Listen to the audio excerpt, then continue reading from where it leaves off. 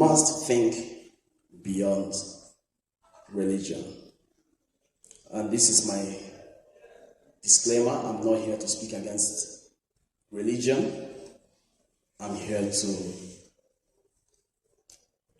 think together with you about religion and its impact on science in Africa. I'm going to begin with a story of a lady that I know personally. Linda was a member of my church when I was a pastor. One day I got a call from Linda's husband. He sounded worried.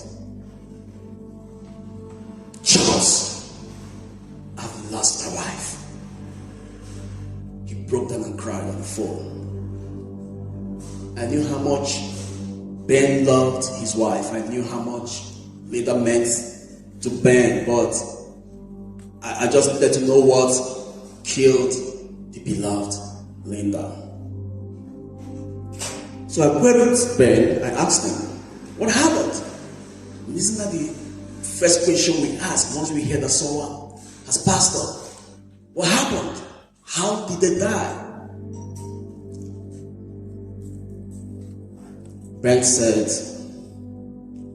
that Linda was pregnant. He took her to the hospital, and after examination by the doctor advised a cesarean section. This did not go down well with Linda, who was a Pentecostal Nigerian Christian. Because we were raised as Pentecostal Nigerians to live by faith and not by what the doctor says. We were taught to reject medical advice. In fact, we do it this way. To fear, not my portion. And I suspect that was what Linda did when she heard that she would go under the plates. To fear, not my portion. And Linda refused medical advice. She phoned her prophet and mentioned the doctor's advice, and the prophet told her, you are the daughter of Major 10. I know you know where I'm going. I go deeper, Papa. You are the Major's daughter. You cannot be cut open. And that was the response. Am I not talking like a pastor again? Come on now. I was like that. And Linda took those words of a prophet over the words of a medical doctor.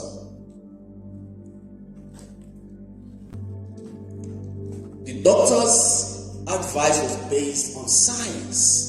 The fact that Linda had an underlying heart disease, which, predisposes her to complications through vaginal delivery.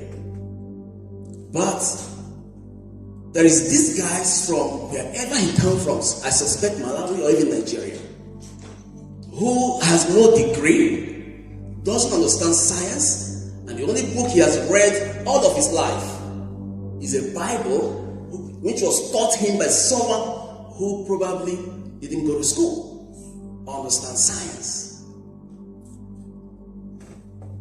And Linda made the worst mistake of her life, to rely on the prophet's prophecy to decide what happens to her body instead of medical advice.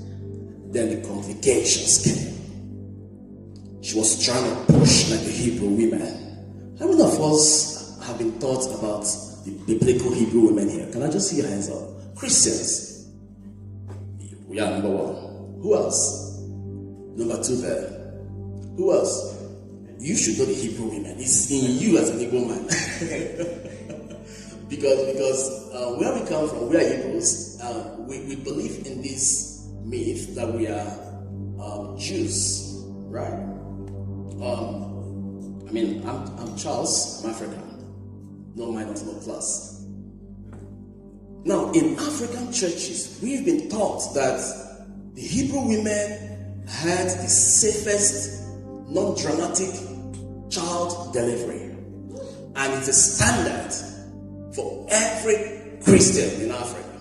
You must have your baby like a Hebrew woman. Get in there and just push. And if it doesn't happen like that, it's a curse.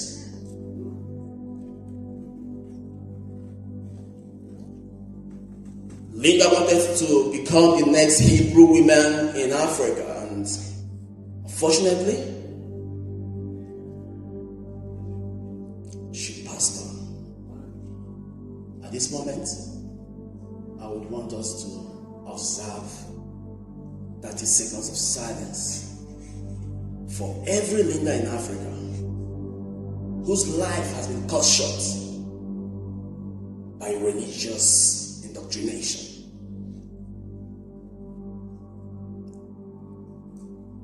May their souls rest in peace. And may the living learn from the dead. Now, this session is going to be interactive because I want to be, communicating back and forth with the audience. This is not just another talk because it's controversial. So I need to get feedback and I respond. Is that okay? Can we do it together? Good. So, my first interactive question is, have you ever ignored a scientific or medical warning because of your religion, prophetic word, or faith, or your faith? Have you found yourself in a situation where you've got to make a choice, either based on science or based on your religion, and you chose your religion? Don't be shy. This is a learning class. Just lift your hands a bit up. I'll come to you. Hence I took the microphone because I'm going to come to you and relate with you. Right there? Good.